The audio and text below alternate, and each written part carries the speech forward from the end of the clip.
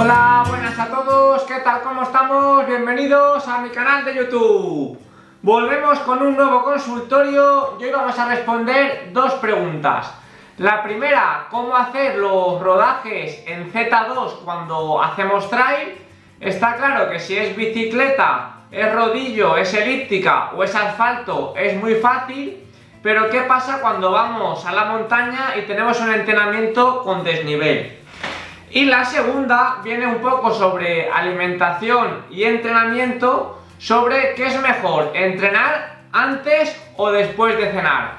Vamos a ver las dos opciones con los pros y los contras de cenar antes o después, o mejor dicho, entrenar antes o después de cenar.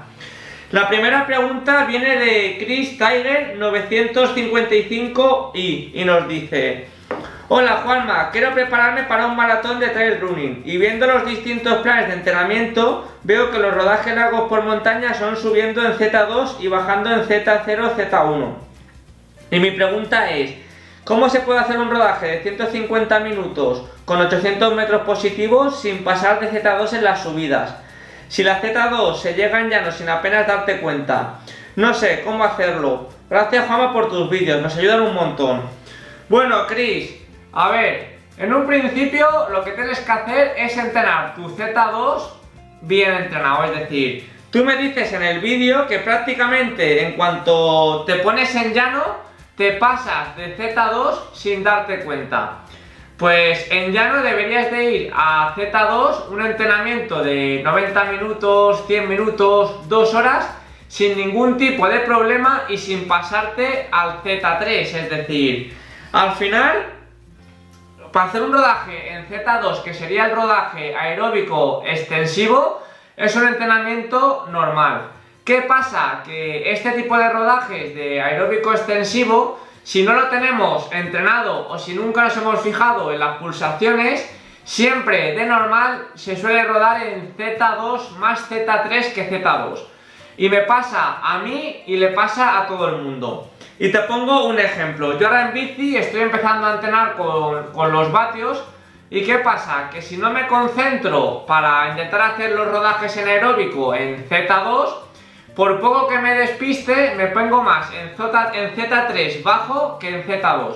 ¿Qué tengo que hacer? Pues llevo ya una semana, 2 semanas acostumbrándome a ir en Z2 y ahora las pulsaciones me han bajado y me resulta mucho más fácil ir en Z2 sin pasarme al Z3. Es decir, aquí tu problema debería ser: primero tienes que hacer más rodajes o por lo menos un día a la semana algún rodaje en llano en Z2 y a la larga deberías de hacer también algún rodaje extensivo aeróbico en Z3 y en Z2 en asfalto, es decir, te falta mucho entrenamiento aeróbico. ¿Qué problema tienes en la montaña? Que si en llano, por poco que entrenas, te subes ya al Z3, en cuanto bien dices que metes un poquito de pendiente, pues te pasas de sobra al Z3 o Z4. Yo, por ejemplo, cuando entrenaba más trail, podía hacer un rodaje en Z2 por la montaña sin problemas, es decir, a lo mejor subiendo en algún momento puntual me ponía en Z3 bajo, pero prácticamente todas las subidas corriendo, andando, las hacía en Z2 sin problema. Y bajando, el problema que tenía es que si te relajas mucho te pones en Z1 o Z0, es decir, para bajar sí que es cierto que hay veces que tienes que apretar un pelín para mantenerse en ese Z2.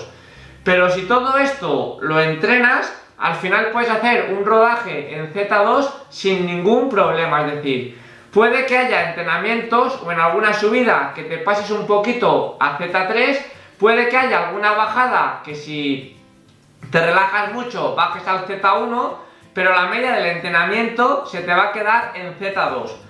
Esto me lo preguntan muchos atletas y al final un entrenamiento de montaña de 150 minutos con 800 positivos hay que intentar sacar una media en Z2. Pero no vale ponerse en las subidas a Z5 190 pulsaciones, luego bajo muy despacio a 100, 110 pulsaciones y la media me sale en Z2. Es decir, hay que hacer un Z2 pero intentando mantenerse el máximo posible del entrenamiento en la zona 2, es decir, subiendo, si vemos que nos subimos mucho al Z3, pues bajamos el ritmo, nos ponemos a caminar, recuperamos y nos mantenemos en Z2. Si tú andando llega un momento que ves que te pones ya o que estás bajando de Z2 a Z1, pues empiezas a trotar o a andar más rápido. Y en las bajadas parecido, cuando veas que te relajas mucho, pues apretas un poquito, corres un poquito más y enseguida te tratas de mantener en Z2. Esto es todo experiencia y práctica y sobre todo al final muchas horas de entrenamiento. Pero si se entrena, al final puedes hacer un rodaje en Z2 con desnivel, un rodaje en Z2 con pista o un rodaje en Z2 en llano. Mi consejo es que al principio, como ahora no hay competiciones, machaques mucho el Z2 en entrenamientos por pista forestal, con poco desnivel, incluso llanos, para machacar mucho esa zona. ¿Qué vas a notar? Pues en menos de un mes te vas a dar cuenta que a Z2 cada vez a las mismas pulsaciones estás corriendo mucho más rápido. Por ponerte un ejemplo, a lo mejor la primera semana haces 1 hora o 90 minutos a Z2 y te sale a 5:10. La siguiente semana lo repites y te sale a 5.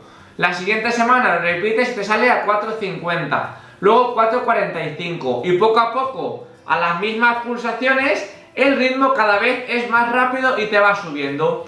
Cuando el ritmo en llano lo tengas dominado, en montaña es ir haciendo lo mismo. Puede que los primeros entrenamientos en montaña te tengas que poner a caminar o hacer el caco cada 2x3 porque se disparan las pulsaciones, pero si lo vas entrenando te vas a dar cuenta de que con el tiempo cada vez haces menos caco, es decir, menos caminar y más correr. Pero todo esto lo tienes que entrenar porque si no al final es un error o un inconveniente que tienes de cara a una maratón de montaña. La segunda pregunta de hoy viene de, lo tengo aquí apuntado, de Sirat Abandono y nos dice: si corres por la noche, ¿lo harías después de cenar? Bueno, Sirat Aldanondo, es un nombre, no lo leía bien con la letra tan pequeñita. Pues a ver, Sirat, te voy a comentar. Si corres por la noche, aquí como tú bien dices, tienes las dos opciones: cenar antes y cenar después. Cada una tiene sus beneficios y sus inconvenientes. La primera, siempre recomiendan, por ejemplo, no irte a dormir con el estómago pues lleno, es decir, siempre es mejor que pase un tiempo entre la hora de cenar y el irte a dormir porque se descansa mucho mejor que si te vas a dormir con la cena completamente llena. Es decir, ¿cuál sería la opción? Pues como tú has dicho, pues primero ceno y luego voy a correr. Pero aquí se nos junta el problema de que tampoco es bueno irte a dormir después de haber hecho ejercicio porque te sientes un poco más activado y puede que te cueste un poquito dormir. Entonces, ¿cuál es la idea? Pues la idea dependería un poco de a qué hora te fueras tú a acostar y a qué hora hicieras la última actividad. Yo normalmente en invierno los martes y los jueves entrenamos a las 7:30, 8 y cuando llego a casa ceno y luego me voy a dormir. Esto sería una opción, pero también tendrían la opción al revés, es decir, cenar sobre las 7:30, 8, entrenar y luego irte a dormir. En los dos casos deberías de intentar dejar que, si, por ejemplo, yo en mi caso, si ceno sobre las 9:30, 10, me suelo acostar sobre las 11:30, 12, es decir, suelen pasar 1 hora y media, 2 horas entre la cena y el irme a dormir. Pues en tu caso deberías de intentar hacer lo mismo, es decir, si haces la cena antes, pues cenar sobre las 7:30, 8 y a las 8:30 salir a entrenar para haber terminado a las 9:30, 10. Y si lo haces al revés, pues lo mismo, entrenar sobre las 8, cenar sobre las 9:30, 10 y acostarte sobre las 11:30. Todo esto lo puedes adelantar o retrasar 1 hora, más o menos dependiendo de tus horarios. ¿Cuáles serían los beneficios de entrenar antes o después? Si entrenas antes y luego cenas, no habría prácticamente ningún beneficio, es decir, entrenas, cenas y ya está. Si lo haces al revés, sería como un entrenamiento nutricional del estómago, es decir, vas a entrenar y vas a salir con el estómago lleno. Estos son los entrenamientos que muchas veces mando a los atletas de trail porque tienen que acostumbrarse a correr o entrenar con el estómago lleno. ¿Por qué? Por lo que he explicado ya en algunos vídeos. No se hace la digestión en un ultra trail igual que cuando estamos, por ejemplo, en un estado de reposo. Y en un ultra trail de más de 5, 6, 7, 10 horas, al final tienes que comer en carrera. Y por eso muchas veces en los entrenamientos recomiendo entrenar, o sea, comer y salir a correr, o comer bastantes alimentos durante el entrenamiento. De este modo acostumbras al estómago a hacer ejercicio y a hacer la digestión al mismo tiempo, y luego en una carrera, cuando te tomas tu barrita, tu bebida energética, tus geles, tu plato de pasta, como estás acostumbrado a comer y salir a correr, en un ultra trail que encima la intensidad es más suave, no tienes ningún problema. Esto lo tengo explicado ya en algunos vídeos. En tu caso, no sé si el objetivo lo quieres hacer en un entrenamiento nutricional, de entrenar la alimentación de cara a un ultra, a una competición, pero sería uno de los beneficios que podrías obtener de cenar y salir a entrenar.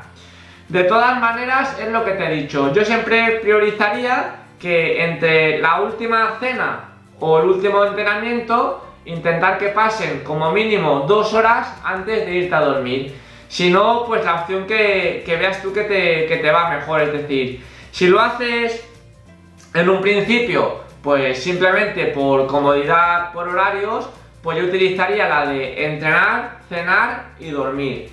Si quieres hacer un entrenamiento nutricional, pues lo haría al revés, cambiaría el orden: cena, entrenamiento, irse a dormir. Pero todo esto tiene diferentes opiniones, diferentes versiones, y sobre todo dependería de tu objetivo del entrenamiento cuál fuera. Si fuera priorizar el entrenamiento o la alimentación, o el irte a dormir pero del descanso. Al fin y al cabo, esto ya necesitaría saber más datos, para qué lo quieres hacer o por qué te viene mejor hacerlo de una manera u otra, pero serían los diferentes motivos o causas que te podría explicar para entrenar antes o después de cenar. Pero todo esto, como he dicho siempre entrenándolo. Si tú el primer día te pegas una cena muy grande y luego sales a correr, corres el riesgo de que te siente mal. Es decir, todo esto hay que hacerlo siempre progresivo, de manera que el cuerpo se vaya adaptando y acostumbrando a hacer la digestión de poquitos alimentos a más alimentos. Pero todo esto ya lo hemos explicado en diferentes vídeos sobre la alimentación o el entrenamiento nutricional de cara a un ultra trail. Así que dejamos las preguntas de hoy con la pregunta de Siraj Aldanondo y poquito más. Como siempre, podéis dejarme aquí abajo vuestras preguntas, dudas, consultas, sugerencias, que poquito a poco las iremos sacando en diferentes vídeos. Así que dejamos el vídeo de aquí y, como siempre, un saludo y hasta el próximo vídeo.